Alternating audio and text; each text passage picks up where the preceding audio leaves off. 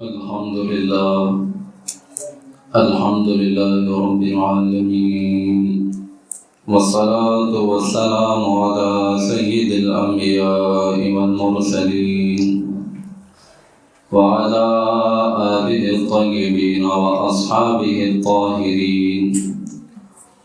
ومن تبعهم بإحسان إلى يوم الدين. أما بعد، فقد قال الله تعالى في كلامه المجيد والفرقان الحميد: فأعوذ بالله من الشيطان الرجيم، بسم الله الرحمن الرحيم. وقالت اليهود عزير ابن الله وقالت النصارى المسيح ابن الله، ذلك قولهم بأفواههم يضاهئون قول الذين كفروا من قبل قاتلهم الله أنى يؤفكون. اتخذوا أحبارهم ورهبانهم أربابا من دون الله والمسيح ابن مريم وما أمروا إلا ليعبدوا إلها واحدا لا إله إلا هو سبحانه عما يشركون. محترم اور مکرم سامعین کرام، اللہ سبحانہ و تعالی نے انسان کو اس دنیا میں بھیجا ہے عظیم مقصد کے ساتھ، اور وہ مقصد ہے اللہ کی یاد، اللہ کی معرفت اور اس کی عبادت. جب سے دنیا میں انسان آیا ہے اس وقت سے لے کر کے قیامت تک جتنے انسان آئیں گے، اللہ تعالیٰ نے سب کو اسی لیے پیدا کیا ہے کہ وہ اس کے فرما بردار ہوں. نبی پاک صلی اللہ علیہ وسلم پر اللہ تعالیٰ نے نبوت کے سلسلے کو ختم فرما دیا ہے. اب آخرت تک کوئی نئے نبی آنے والے نہیں ہیں. جتنے نبی حضور کریم صلی اللہ علیہ وسلم سے پہلے اس دنیا میں تشریف لائے ہیں، سب کا پیغام، سب کی دعوت یہی رہی کہ تم اللہ کو ایک مانو اور اس کی فرما برداری اختیار کرو. اس بات کا یقین رکھنا اور اس بات کے تقاضوں کو اپنی پوری زندگی میں پورا کرنا اللہ کے پاس بڑا اہمیت کا حامل کام ہے، جس کے لیے اللہ سبحانہ و تعالیٰ نے کچھ کم زائد سب انبیاء علیہم السلام کو اس دنیا میں مبعوث فرمایا. بندوں کو یہ بات یاد دلائیں کہ ان کا معبود، ان کا خالق وہ ایک ہی ہے اور وہ اللہ ہے. بہت سارے لوگ ہوئے جنہوں نے اس بات کو تسلیم کیا اور دنیا اور آخرت کی سعادت مندی ان کے حصے میں آئی. بہت سارے وہ لوگ ہوئے جنہوں نے اس بات کا انکار کیا، دونوں جہانوں میں بدبخت ٹھہرے، اللہ کی رحمت سے دور ہو گئے. یہ امت چونکہ خیر امت ہے، لوگوں کی بھلائی کے لیے نکالی گئی ہے، نبی آخر الزمان محمد رسول اللہ صلی اللہ علیہ وسلم کی امت ہے. اس وجہ سے اللہ سبحانہ و تعالیٰ نے خاص فضل اور احسان فرماتے ہوئے نبی پاک علیہ السلام کے اس پیغام کو، آپ کی اس دعوت شریفہ کو قیامت تک باقی رکھنے کے لیے قرآن شریف کی حفاظت کا ذمہ اللہ نے اپنے ذمہ لیا، اور نبی پاک علیہ السلام کے ارشادات عالیہ کو اللہ تعالیٰ نے اپنی قدرت کے نظام سے محفوظ فرما دیا تاکہ قیامت تک ہمارا یہ پیغام بندوں تک پہنچتا رہے. اور پھر اس کے بعد قرآن شریف میں اللہ سبحانہ و تعالیٰ نے ایسی آیات اور ایسی دعاؤں کا نزول فرمایا ہے جس کے ذریعے سے بندے کو اس بات کی ترغیب ملتی ہے یا اس کی زبان پر وہ دعائیں جاری ہوتی ہیں جس سے وہ اللہ کے رحمت کا طلبگار ہوتا ہے اور راہ حق پر قائم رہنے کا سوالی ہوتا ہے. اگر اس کی یہ دعائیں بارگاہ رب العزت میں قبول ہوتی ہیں تو اس کی دنیا میں بہتر ہو جاتی ہے اور آخرت میں بھی نجات اس کے حصے میں آتی ہے۔ انہی دعاؤں میں سے خاص ترین دعا، اہم ترین دعا جو ہر نماز میں سورۃ الفاتحہ میں انسانوں کی زبانوں سے کرائی گئی ہے کہ تم راہ حق پر قائم رہو، اہدنا الصراط المستقیم، اے پروردگار عالم ہمیں سیدھی راہ پر چلائیے، صراط الذین انعمت علیہم، ان لوگوں کے راستے پر چلائیے جن پر آپ نے فضل اور انعام فرمایا ہے، غیر المغضوب علیہم ولا الضالین، ان لوگوں کے راستے پر نہ چلائیے جن پر آپ کا غصہ ہوا ہے، ان لوگوں کے راستے پر بھی نہ چلائیے جو گمراہ ہو گئے۔ اس آیت شریفہ کی تفسیر میں مفسرین نے لکھا ہے کہ دو امتوں کا ذکر، دو گروہوں کا ذکر اللہ سبحانہ و تعالیٰ نے یہاں پر کیا ہے۔ ایک قوم وہ ہوئی جو اللہ کے غصے کا شکار ہوئی، ایک قوم وہ ہوئی جو راہ راست سے بہک گئی۔ پہلی قوم جس پر اللہ کا غصہ ہوا وہ یہودی رہے کہ ان کی نادانیاں بلکہ ان کے جرائم اس قدر آگے بڑھ گئے کہ ناحق انہوں نے انبیاء علیہم السلام کو تو قتل کرنے سے دریغ نہ کیا، تو جو پسندیدہ قوم تھی اپنے گناہوں کی وجہ سے، اپنے کرتوت کی وجہ سے یہ مغضوب قوم بن گئی، یعنی کہ اللہ کا غصہ ان پر نازل ہوا۔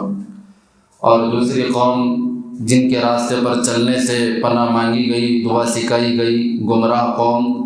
اس قوم کے بارے میں مفسرین نے لکھا ہے یہ عیسائی لوگ ہیں جو حضرت عیسیٰ علیہ السلام کے پیروکار ہونے کا دعویٰ رکھتے ہیں کہ پیغمبر عیسیٰ علیہ السلام ان کے پاس بھیجے گئے اور کتاب انجیل ان کے لیے نازل کی گئی جس میں حق باتیں اور ہدایت کی باتیں، جس سے آخرت کی نجات انہیں ملے، دنیا اور آخرت میں اللہ کی رحمت ملے۔ ان کی ہدایت کا جتنا سامان ہو سکتا تھا ضروری، وہ تمام باتیں اس کے اندر موجود تھیں، کتاب بھی انہیں دی گئی، پیغمبر بھی ان کے پاس آئے۔ لیکن جتنے انبیاء علیہم السلام اس دنیا میں آئے ہیں، ان تمام انبیاء علیہم السلام کی جو دعوت رہی، یعنی عقیدہ توحید کی طرف بلانا، اللہ کی وحدانیت کی طرف بلانا، پیغمبر عیسیٰ علیہ السلام نے بھی یہی کام کیا اور خود کے بارے میں کہا کہ میں مریم علیہ السلام کا بیٹا ہوں اور اللہ کا بندہ ہوں، اللہ کی طرف میں بلاتا ہوں۔ لیکن جو اصل دعوت دین تھی، جو اللہ کا پیغام تھا، پیغمبر کا پیغام تھا کہ اللہ کی وحدانیت کا اقرار کرو، لیکن ان کے متبعین، بعد میں آنے والے لوگ کچھ ایسی گمراہی میں مبتلا ہو گئے کہ یہ جو اصل بات دین متین کی تھی، جو اصل پیغام اللہ کا تھا، جو اصل دعوت پیغمبر کی تھی، اسی کو انہوں نے بلا دیا۔ یعنی اللہ کی وحدانیت کی طرف عیسیٰ علیہ السلام نے بلایا ہے، لیکن یہ عقیدہ تثلیث میں مبتلا ہو گئے، یعنی انہوں نے اللہ کا شریک بنا لیا، نعوذ باللہ عیسیٰ علیہ السلام کو اللہ کا بیٹا تک گرداننے لگ گئے۔ جبکہ مسلمان ہونے کی حیثیت سے تمام انبیاء علیہم السلام پر ہمارا ایمان ہے، عیسیٰ علیہ السلام کو ہم اللہ کا پیغمبر مانتے ہیں اور اللہ کا بندہ مانتے ہیں، اور ان کے عقائد، ان کے بارے میں جو عقیدہ ہمیں رکھنا چاہیے وہ قرآن شریف کی آیات میں موجود ہے تاکہ ہم گمراہی سے محفوظ رہ سکیں اور عیسائیوں کے عقیدوں میں دانستہ نادانستہ طور پر شامل ہونے سے اپنے آپ کو بچا سکیں، تاکہ وہ ہماری روزانہ ہر نماز میں مانگی گئی دعا شرف قبول حاصل کرے کہ جو گمراہی کا زمانہ ہے آج تک لوگ اسی عقیدے پر قائم و دائم ہیں اور نعوذ باللہ عیسیٰ علیہ السلام کو اللہ کا بیٹا گردانتے ہیں، جبکہ اللہ تعالیٰ نے ان کے اس بات کے بارے میں، ان کے اس عقیدے کے بارے میں قرآن شریف میں کہا وقالت الیہود عزیر ابن اللہ، یہودی کہتے ہیں کہ نعوذ باللہ عزیر علیہ السلام اللہ کے بیٹے ہیں، وقالت النصارى المسیح ابن اللہ، اور مسیحی یعنی عیسیٰ علیہ السلام کے پیروکار کہتے ہیں کہ عیسیٰ ابن مریم یہ اللہ کے بیٹے ہیں۔ اللہ تعالیٰ نے کہا یقولون بافواہہم، یہ ان کی منہ کی کہی ہوئی باتیں ہیں، یضاہئون قول الذین کفروا من قبل، کہ ان سے پہلے جو لوگ ہوئے اسی طرح کی خرابیوں میں مبتلا ہوئے،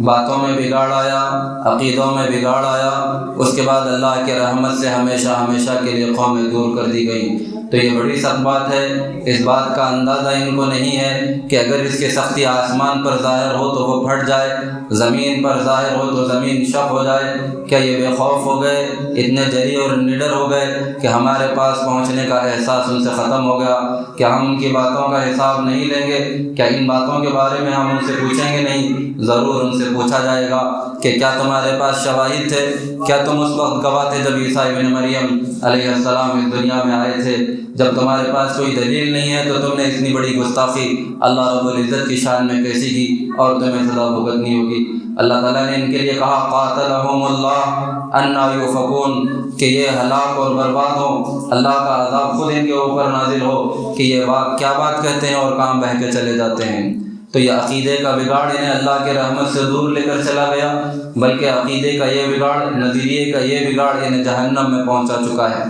اور پھر اللہ سبحانہ و تعالیٰ نے کہا کہ اتخذوا احبارهم ورهبانهم اربابا من دون اللہ، انہوں نے اپنے علماء اور مشائخ کو جو سیدھی راہ سے بہکے ہوئے ہیں اور گمراہی کی طرف لوگوں کو بلاتے ہیں، اور ان کی صفت اللہ نے قرآن شریف میں دوسری جگہ پر بیان کی ہے کہ چند پیسوں کے عوض اللہ کی اتاری ہوئی کتاب کو بدل دیتے ہیں، احکامات کو بدل دیتے ہیں اور لوگوں کو بدلے ہوئے احکام بتاتے ہیں، کتاب کو اپنی طرف سے گھڑتے ہیں اور اپنی گھڑی ہوئی بات کو کہتے ہیں کہ اللہ نے یہی حکم نازل کیا۔ ایسے مشائخ کے پیچھے انہوں نے اپنے آپ کو لگایا، جس کی وجہ سے یہ لوگ گمراہ ہو گئے اور سیدھی راہ سے دور بہہ گئے، اور اس کا عذاب کل قیامت کے دن ان کو بھی بھگتنا ہوگا۔ جنہوں نے کہ انہیں بہکایا ہے اور جو عقل سے کام نہ لیتے ہوئے بہک گئے ہیں، انہیں بھی اپنے اعمال کی سزا بھگتنی ہوگی۔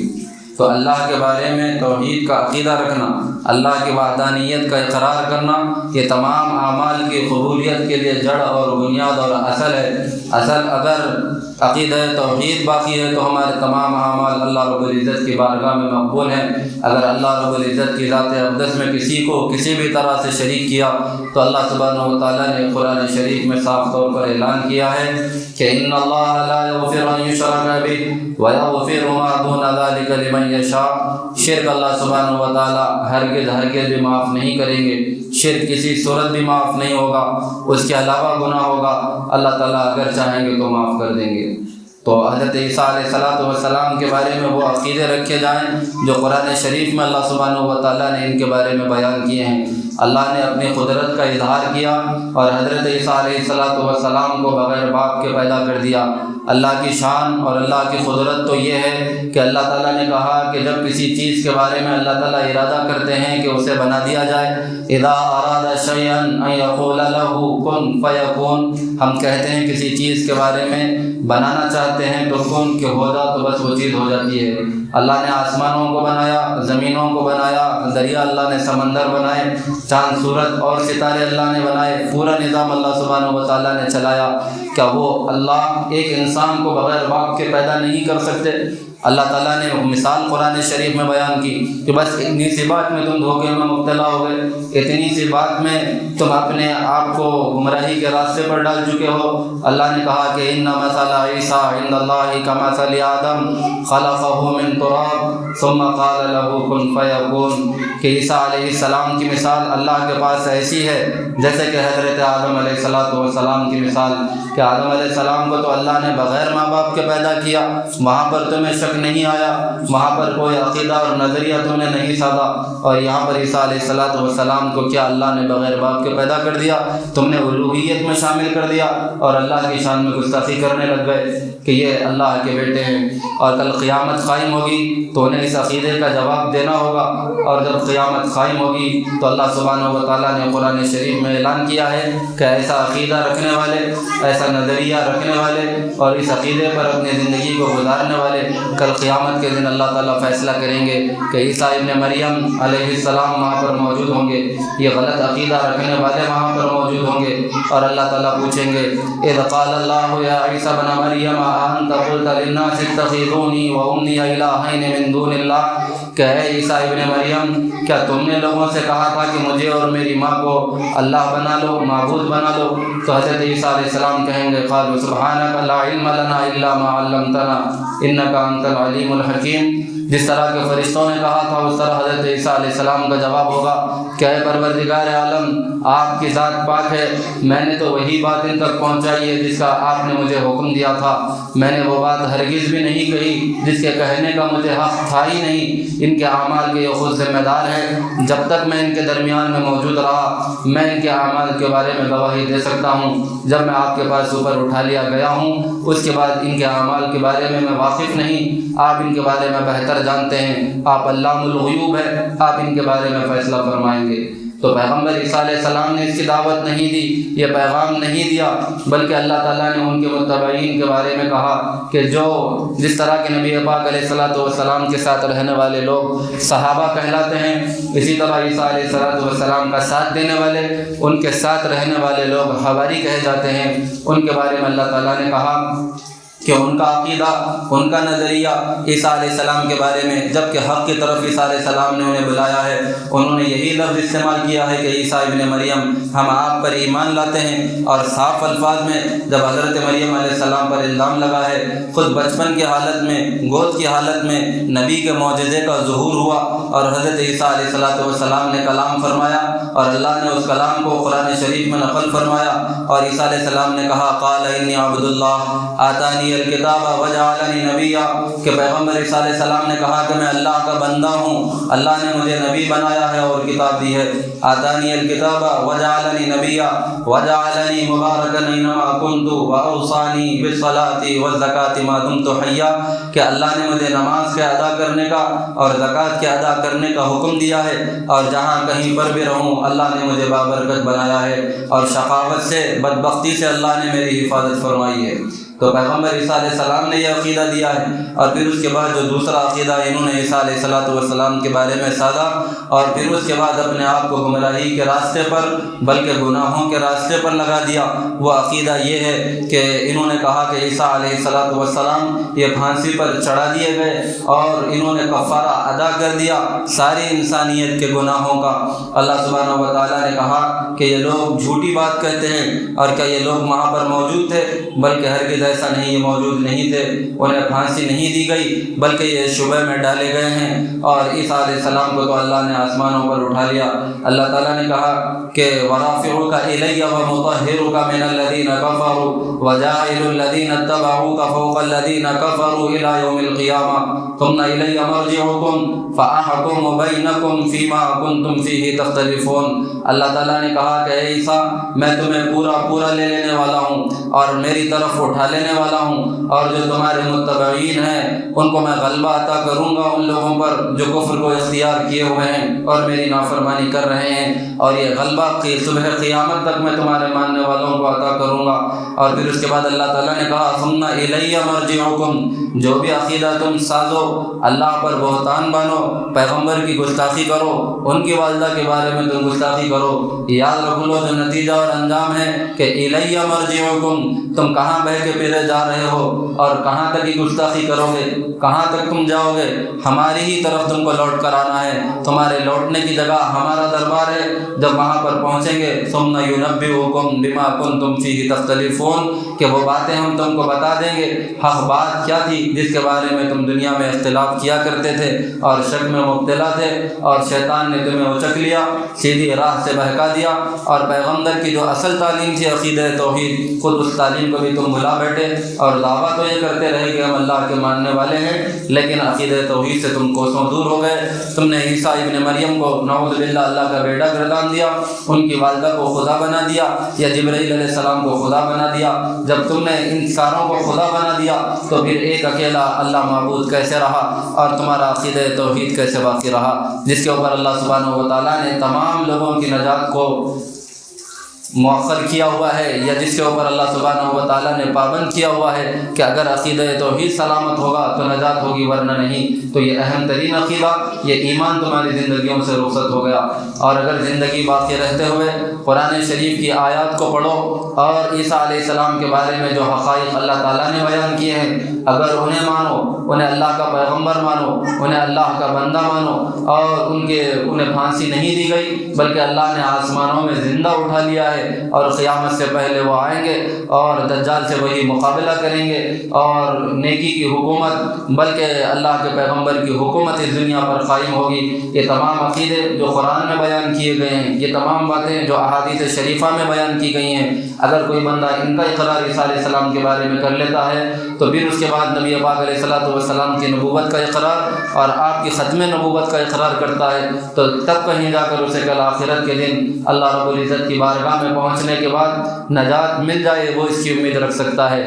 ورنہ اگر نبی پاک علیہ السلام کی نبوت کا انکار کرے یا پھر اسی طرح حضرت عیسیٰ علیہ السلام کے بارے میں یہ گستاخانہ عقیدے رکھے اور اسی کے ساتھ اللہ رب العزت کی بارگاہ میں حاضر ہو تو ہرگز بھی اس کی نجات نہیں ہوگی۔ ایک تو یہ پیغمبر کی گستاخی بھی ہے، اور ساتھ ہی ساتھ اللہ رب العزت کی شان اقدس میں بھی گستاخی ہے کہ انہوں نے اللہ کا شریک بنایا ہے پیغمبر کو۔ تو یہی دعا ہم کو سکھائی گئی کہ یہود کے پاس پیغمبر آیا اور کتاب ملی، اس کے باوجود بھی وہ ایسے اعمال کے ارتکاب کرنے والے ہوئے کہ اللہ کا غصہ ان پر نازل ہوا، اور ان کے پاس عیسیٰ علیہ السلام پیغمبر آئے اور کتاب ان کے لیے نازل کی گئی، اس کے باوجود سیدھے راہ کو چھوڑ کر دور جانے کے لیے اور بہک گئے، گمراہ ہو گئے۔ تو یہ دعا سکھائی گئی کہ اللہ ایسی حالت ہونے سے ہماری حفاظت فرما۔ تو جو لوگ عقیدوں کی سلامتی کے بارے میں فکر مند ہوا کرتے ہیں اور اللہ اور اس کے رسول صلی اللہ علیہ وسلم کے بارے میں اپنے خیالات کو، اپنے نظریات کو، اپنی سوچ کو پاک اور صاف رکھتے ہیں اور اپنے عقیدے قرآن اور حدیث کی روشنی میں بناتے اور قائم رکھتے ہیں اور اپنے اعمال کی درستگی کا خیال رکھتے ہیں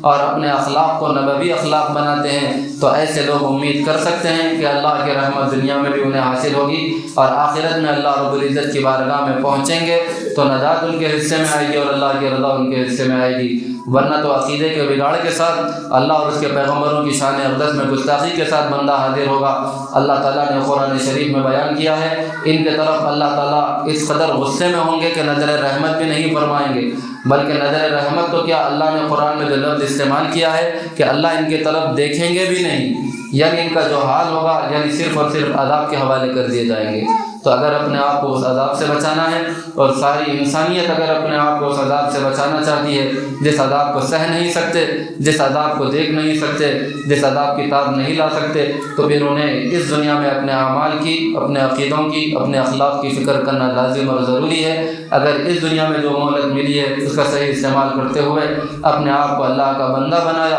اور جو اللہ نے احکامات دیے ان پر عمل پیرا ہوئے اور اللہ کے حرام کردہ چیزوں سے اپنے آپ کو روکتے رہے، تو پھر اللہ کی رحمت دونوں جہانوں میں بڑھ کر ان کا استقبال کرے گی۔ اللہ تعالیٰ سے دعائیں ان تمام کو علم صحیح اور عمل صالح کی توفیق نصیب فرمائے۔ آمین وآخر دعوانا الحمد للہ رب العالمین۔